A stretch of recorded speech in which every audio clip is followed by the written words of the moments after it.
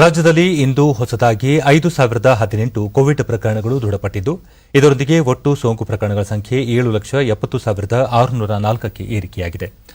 ಇಂದು 8,005 ಮಂದಿ ಆಸ್ಪತ್ರೆಯಿಂದ ಬಿಡುಗಡೆಯಾಗಿದ್ದು, ಇದುವರೆಗೂ ಗುಣಮುಖರಾದವರ ಸಂಖ್ಯೆ 6,53,829ಕ್ಕೆ ತಲುಪಿದೆ.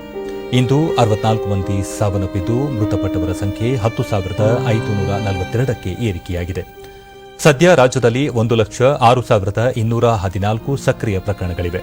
932 ಮಂದಿ ರಾಜ್ಯದ ವಿವಿಧ ಆಸ್ಪತ್ರೆಗಳಲ್ಲಿ ತೀವ್ರ ನಿಗಾ ಘಟಕದಲ್ಲಿ ಚಿಕಿತ್ಸೆ ಪಡೆಯುತ್ತಿದ್ದಾರೆ. ಸೋಂಕಿನ ಖಚಿತ ಪ್ರಕರಣಗಳ ಪ್ರಮಾಣ 6.38ರಷ್ಟಿದ್ದು, ಮೃತಪಟ್ಟವರ ಪ್ರಮಾಣ 1.27ರಷ್ಟಿದೆ. ಇಂದು 78,581 ಮಂದಿಗೆ ಪರೀಕ್ಷೆ ನಡೆಸಿದ್ದು, ಇದುವರೆಗೂ 67,46,358 ಮಂದಿಗೆ ಕೊರೋನಾ ಪರೀಕ್ಷೆ ನಡೆಸಲಾಗಿದೆ ಎಂದು ಆರೋಗ್ಯ ಮತ್ತು ಕುಟುಂಬ ಕಲ್ಯಾಣ ಇಲಾಖೆ ತಿಳಿಸಿದೆ.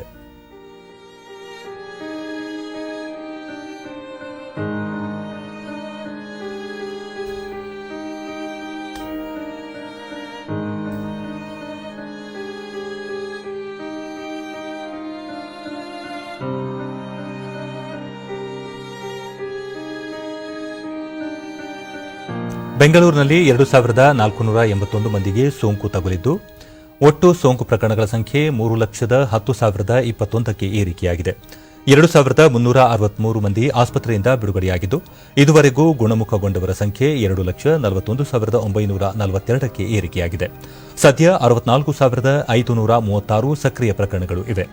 ಬೆಂಗಳೂರಿನಲ್ಲಿ 17 ಮಂದಿ ಮೃತಪಟ್ಟಿರುವುದು ಸೇರಿದಂತೆ ಒಟ್ಟಾರೆ 3,542 ಮಂದಿ ಸಾವನ್ನಪ್ಪಿದ್ದಾರೆ.